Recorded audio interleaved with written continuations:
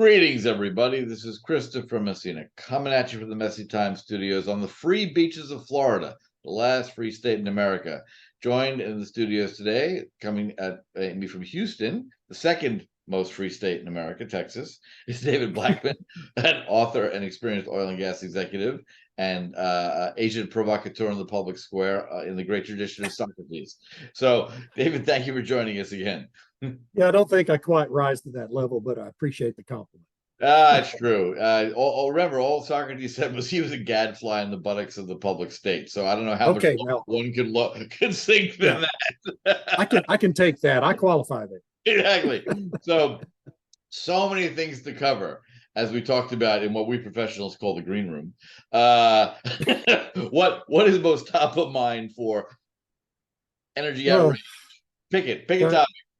There's so much. There's some. Well, of course, oil prices are jacking up. OPEC's having a rhetorical contest with the IEA and Fatih Birol about peak oil. But the topic I've been most incensed about here recently is the subject with the big offshore wind farms and whale deaths. Oh yeah, killing them by the dozens. Yeah, over 62 now, I think, have washed up in the last 9 months on the shores of New Jersey and New York and Massachusetts, adjacent to the wind farm developments and all the seismic that's being run out there, seismic surveys, and the heightened ship traffic, that goes along with offshore developments in energy of any kind.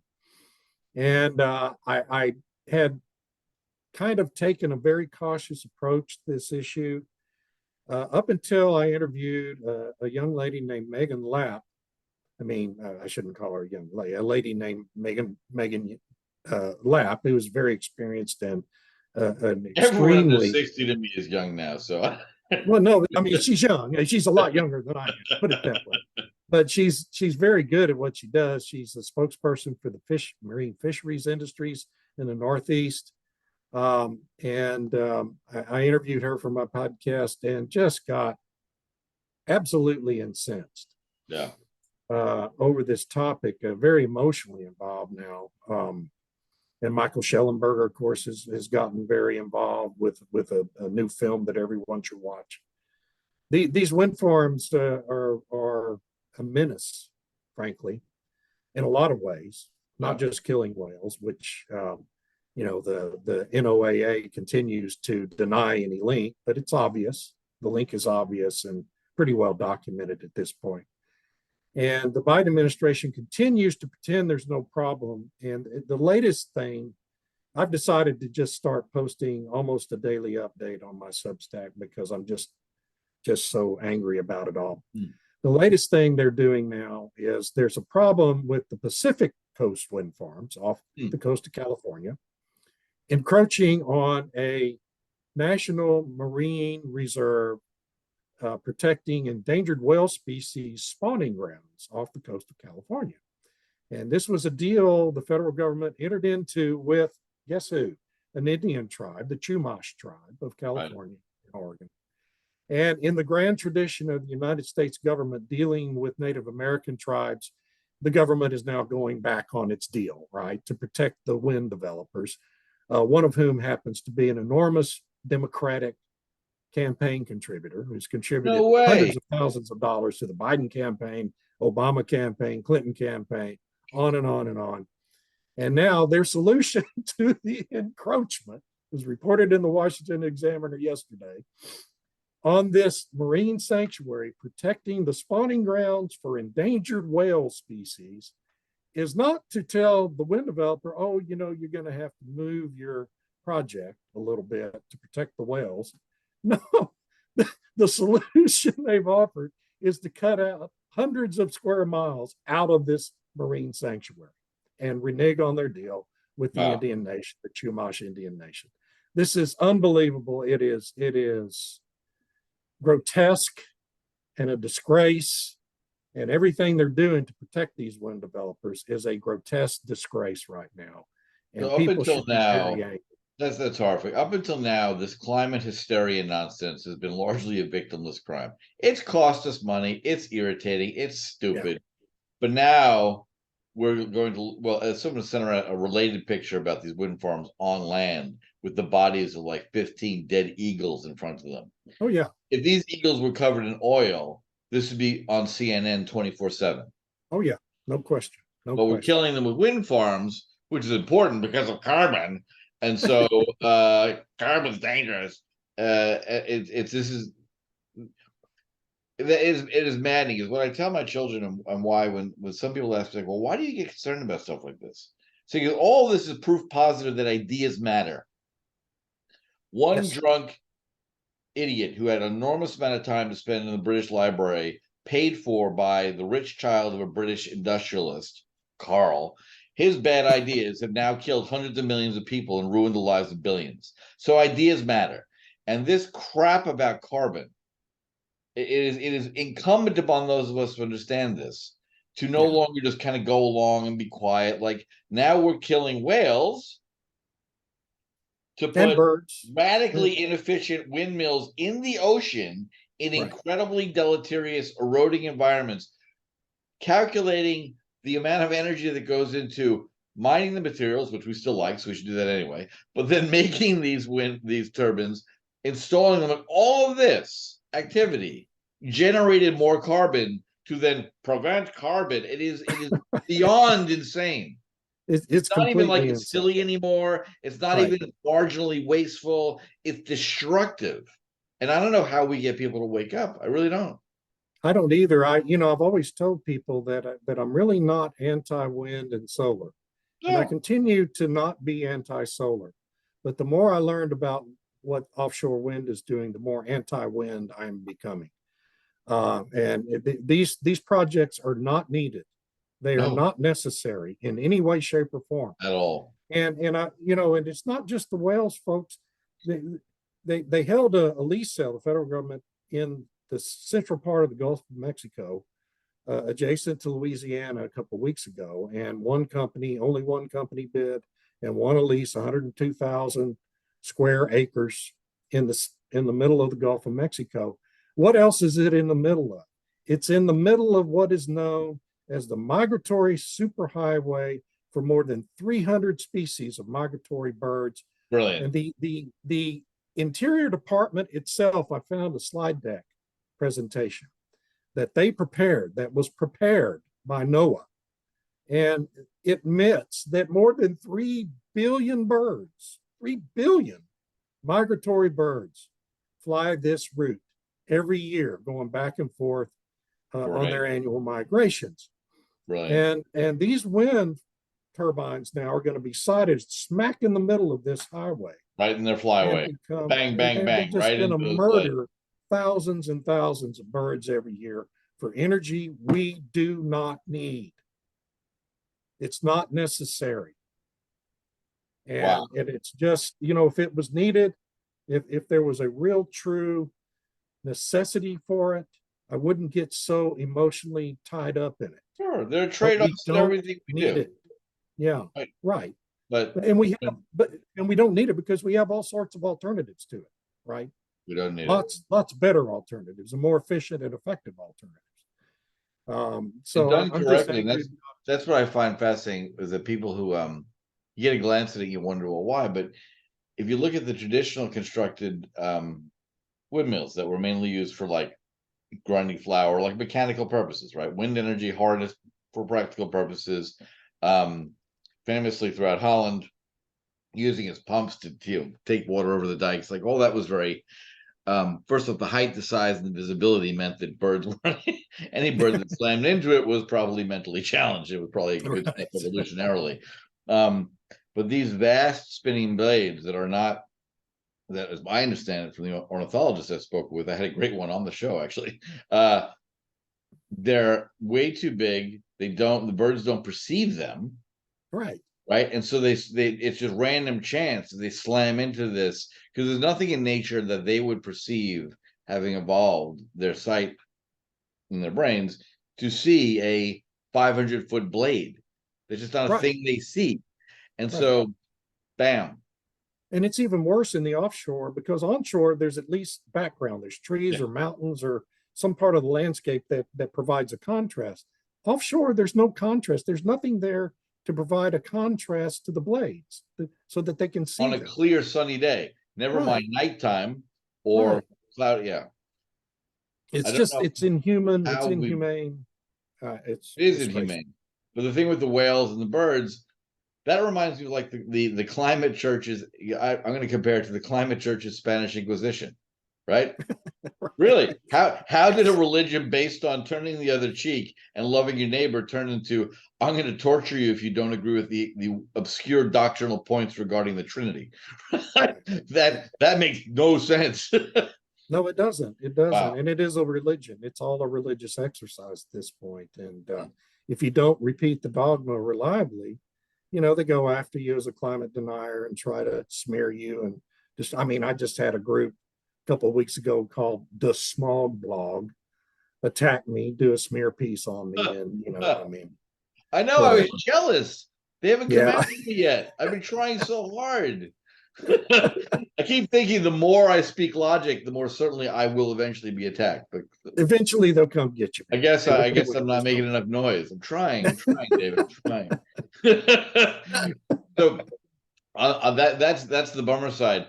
Is there anything that will reverse this? I mean, I got inspired in New Mexico when the governor tried to ban Second Amendment rights while acknowledging that criminals would still carry around Uzis. That was okay with her in some bizarre way. But like everyone from the sheriff to local people stood up and said, bite me. We're not doing that. Is there an equivalent bite me moment for the people who can finally say, stop killing whales and eagles for energy we don't need? I mean, how do we reverse this craziness? It's because the news media, 90% of the news media is a part of the grand conspiracy, basically. Just parrots the dogma of the climate religion. Most people in the public don't know. That's why Michael Schellenberger is doing all the great work he's doing. He has a lot bigger platforms than I do. I'm trying to raise awareness, Robert Bryce, but there's only a handful of us, in the media who actually have the ability to write and talk about it. And it's really hard to overcome the prevailing noise. And, to the extent people read, and I've got a growing following on Substack, and to the extent people read what I'm putting up there and contact their members of Congress to raise their awareness about it. It's really about all we can do, because the Biden administration is totally bought by these three industries, the wind, solar, electric vehicle industries. And the Biden administration is just going to plow ahead and move as rapidly to build out their agenda as they possibly can through next November. Because if he loses the election, then it's all going to get reversed. They always try to want to make whatever their nonsense is an inevitability that can't be reversed. That's their goal, to move as fast as they can.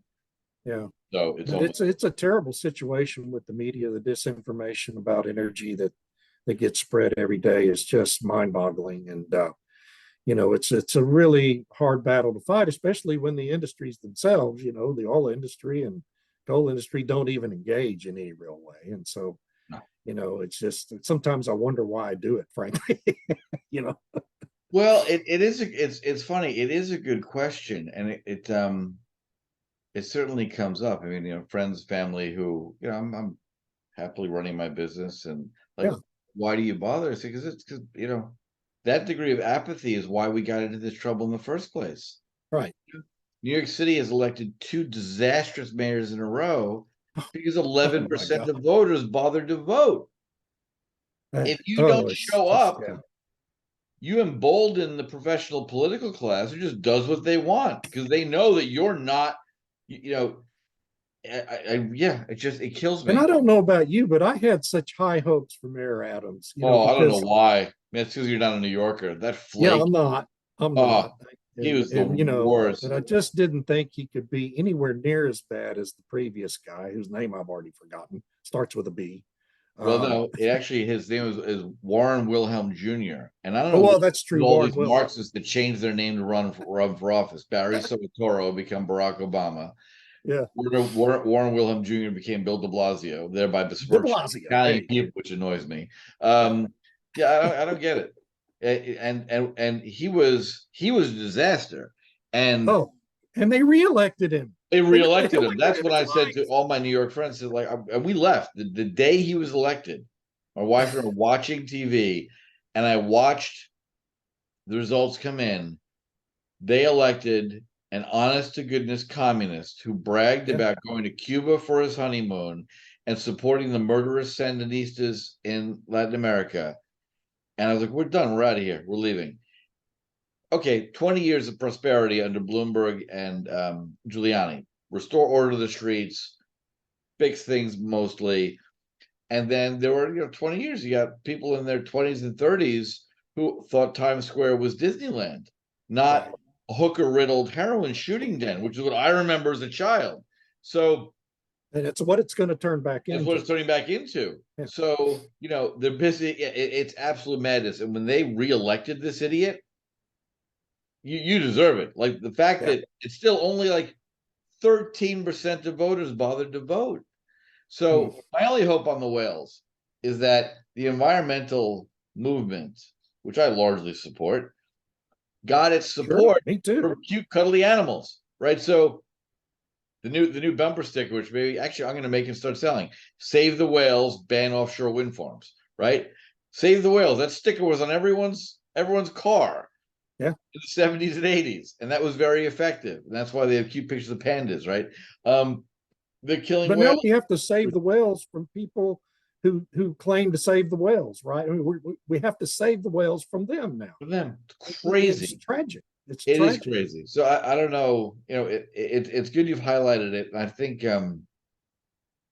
what I hope, and this is a big hope, is that those inherent contradictions will eventually drive people who hate mining guys, oil and gas guys like us, to make them, in an internal fight, go back and say, what is wrong with you? How did we get to the point where we were talking about saving the environment, and now in the name of carbon, which everyone needs, and which, by the way, Scientific American journals and others in the 50s, 60s, and 70s extolled the virtues of industrial society for pouring more carbon into the atmosphere so we would have bigger crop yields. Right? This was a good thing, not a bad thing in their minds. Greening of the planet. Yeah. Greening of the planet. How great is that? We all build greenhouses because we like greenhouses, right?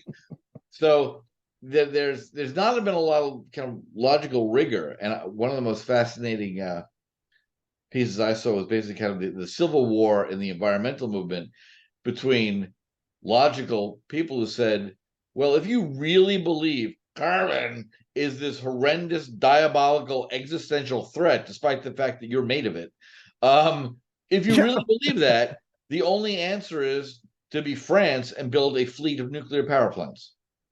That's it. That's easy. That's easy. You want electric vehicles with unlimited range, and you can build a charging station every 50 miles, then build a fleet of nuclear power plants. And there's no more carbon. Exactly. What are you crying about? But now we hate nuclear too. Well, what do you want? Are you a child, or do you want real? Do you really want real world solutions? Which one? Well, so there's been a great example of that in Texas with our grid here in early September.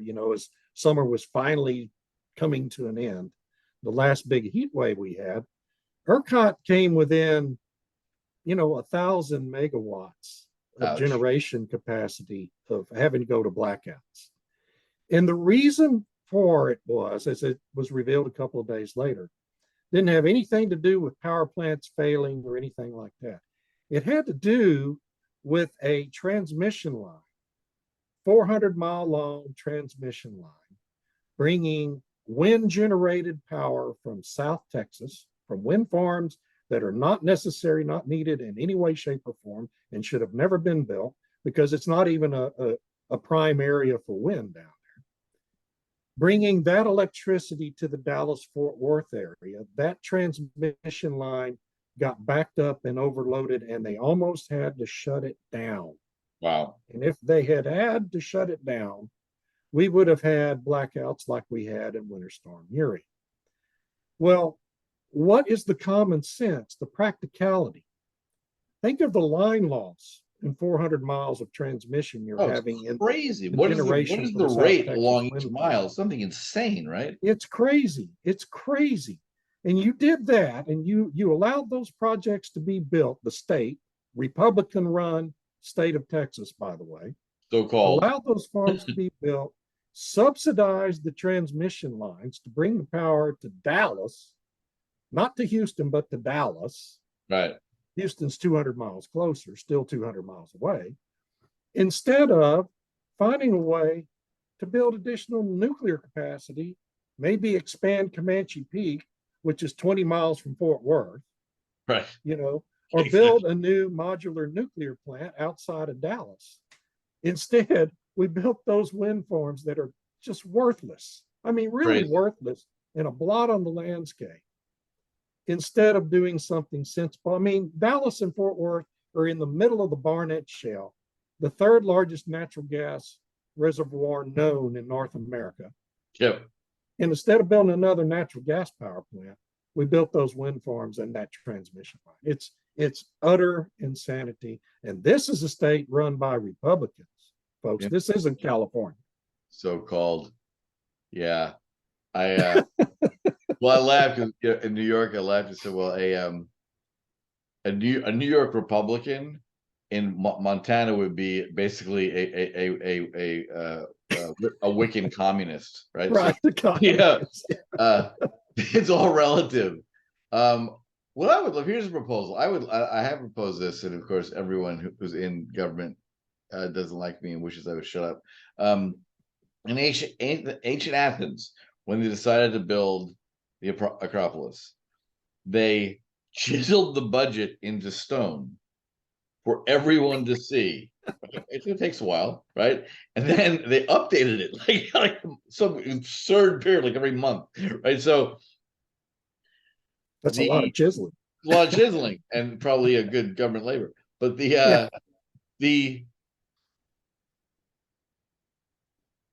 ability of Congress and all of them to keep the swamp opaque was easy, even up to the era of the telegraph, right? Now, there is no reason that we can't demand, and maybe it's a constitutional convention time, right? That maybe it is. Any legislation that happens first has to be drafted by the idiots you've elected, not their staff. No, the chucklehead in the seat. I mean, I'm sorry, the respected representative or senator. And I say that just because they're people too, right? Yeah, that's nice. Run for Congress, and you have a burning civic zeal to contribute your skills to the nation, because I assume why they all do it. Great. You're going to draft this legislation, not these 800-page documents that are impenetrable to lawyers. Have you ever bothered to read legislation? Oh my God. It's madness. Yeah. Referring to section 2 of Code 498, it modifies the comma to an end. No. Plain English. If you carry an Uzi into a school, we'll put you in the stocks for a week and throw tomatoes at your head. That's a piece of paper. We get that. That's the law, right? Do you like that law? Yeah, I like that law. And then we post it for 10 business days on this thing we have called the internet, which, if Congress doesn't know, can disseminate information rapidly without a lot of extra marginal cost. Yeah, I'm not sure they figured that out yet. Right? I don't think Dianne Feinstein is familiar with that. No, not familiar with that. So then everyone gets to look at it, and maybe it's a condition of citizenship that for you to vote in the next election, you have to have at least looked at and made some comment on pending legislation more than 51% of the time. That might be too complex, but it's got to be out there, clear to understand, for anyone to read for 10 days, and then you get to tell your congressperson how you'd like them to vote. Yeah. Right? Well, that's direct democracy. The initial drafts of the Constitution, I think we should go back to the first. I believe the original draft of the First Amendment was something like, a congressperson, a seat will be created for every 30,000 citizens or something. And then as the country grows, basically right now the current average size is what, 535,000 people? No, it's like 734,000 now. Crazy. Yeah. Crazy. So you can't do that. So force it to make it more representative. If we head towards Star Wars, where the Congress is 8,500 representatives, great. We'll get better voting results than that of 435 congressmen. So I just think we've gone so far, and everyone's got chock full of all ideas about we scream and yell and divide up, and we change districts. But like, I would just ask people to start to really think about this system is broken. No one makes decisions on 735,000 people. They don't care. Sandy Cortez was elected because a millionaire Silicon Valley statistician searched for all 435 congressional districts, found the one with the fewest actual voters, right? 735,000 people in her district in New York City translates to something absurd like 30,000 American voters. Everyone else is illegal or children. Or not illegal. They're just not voters, not citizens yet. And then you have to win 15,001, which they did. So I give him credit for gaming the system. But is Sandy Cortez representing the interests of even her district, where the New York Post shows constantly no one's ever at her congressional district office? I'm picking on her. No one knows where it is. Who knows what it is, but I really do think, and I'm curious about this contention. I kind of sometimes I feel like Will Rogers. Like every American I meet in person, I predominantly kind of get along with, whether they radically disagree with me or not. Yeah. But in a group, we've got this dissociated Leviathan, which is eating us. And I don't know how we stop it. The whales are one great example. No one wants the whales to die. The New England whale oil business is over. And here's a great example. I know. And instead you have unfortunately, we have an administration that is actively endangering them and, not willing to listen to people like Megan Lapp, who present them with actual science, actual facts, actual information. And they bend over backwards to ignore it. The other thing that they're really doing that infuriates me, and I spent about a decade doing regulatory work back in the 90s, and there is a principle called the Precautionary Principle that NOAA and BOEM and the Interior Department and all these regulators are supposed to exercise in situations that are uncertain like this. They claim, that they're studying this issue. They claim they haven't made a definitive connection yet, but it's all up in the air. It's all uncertain. Well, the Precautionary Principle says you put these projects on hold until you figure it out. So you have a definitive answer one way or the other. Right. And they have exercised that principle religiously in the offshore provinces where the oil and gas industry is concerned. Anytime there's any, possible impact to marine mammals, they hold up your project until they figure it out. Right. And they absolutely, steadfastly refuse to even consider exercising due caution where big wind's concerned. And the reason's obvious. These developers are all big contributors to the Democratic Party. Yep.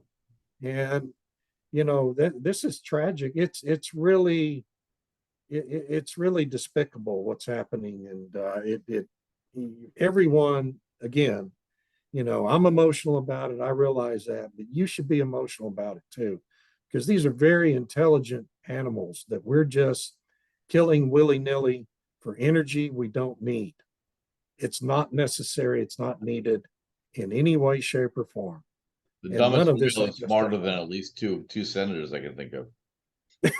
Yeah, at least. At least. I mean, probably many more, but to be fair, there are two that don't know what's going on and would equally slam into offshore wind pilings if their sonar were distorted. Wow. All right, David. I think we're gonna keep this one focused. I really want people to think about, and we'll put the links below to what's her name again? Lapp's work. Megan Lapp, MEGHAN. Megan Lapp. And Michael Schellenberger is doing a lot of work to Schellenberger, yeah, and he's got his own Substack where he's posting all this stuff. It's great. The irony is, Americans rallied behind the environmental movement when it made sense, right? There's no, and it's provided a tremendous benefit to our environment. Tremendous benefit, and I even saw it personally, anecdotally, in the Adirondacks this summer. It's always a joke when you're fishing, catch anything. There are no fish in this lake. There are no fish in like 3 of these lakes I was in. Like nothing. No. I mean, and so acid rain had damaged the Adirondacks, right? But I'd never. This is an area of the Adirondacks we'd never been to. This is in the West. I'm not that incompetent a fisherman. Like nothing. And then just even wandering around looking at some of the riverbeds and looking in two of the smaller lakes. I mean, beautiful scenery, but I've never seen and stared at a lake for hours and not seen anything break the surface. So that damage is still true and done there. And we're doing the same thing to the oceans. And I know that NOAA has so often been on the side of science. I mean, you go to New England coastal towns as a NOAA official. Wow. I mean, you'd rather be a rabbi trying to advise ISIS, right? Like they hate NOAA. Yeah. So they stopped the fishing fleets. Right. They put quotas on cod and everything else, and they stopped livelihoods. So that's the other aspect of the wind farms. They're going to destroy the fishing industry, right? Which so is how Megan got involved in. All of that has been co-opted by some campaign contributions from people who want to build wind farms. Like, how is that political calculus even making sense in Washington today? I don't know. We're going to kill the fisheries. We're going to why is this possible? So maybe it's an emotional enough issue that if people actually bother to get involved and drop a note to your congressperson and senator, it's easy. Go online. They got a form. Send them a note. Squeaky wheel gets the grease. People yell about things, it changes, as the governor of New Mexico is finding out about concealed carry. Exactly. And ultimately, I think it's just going to take some of these members of Congress getting tossed out of office by angry voters before anything really starts to change, and maybe a president too. Probably so. Well, I am a big fan of the whales, much more than I am a fan of the swamp creatures. So let's hope we can change that. Save the whales, stop the wind farms. Save the whales. I now feel like an environmental agitator. I think we need to get a sailboat and sail it out of the wind farms. Anyway, David, thank you so much. Thank you. Absolutely tremendous weekend. You too. To those of us who are celebrating the new year, Happy New Year. And hopefully we'll have a new year full of whales living happily instead of dying. Cheers. Cheers. Learn what Bitcoin is, how it works, and why it matters. Bitcoin 101, your ultimate guide to the fundamentals of blockchain.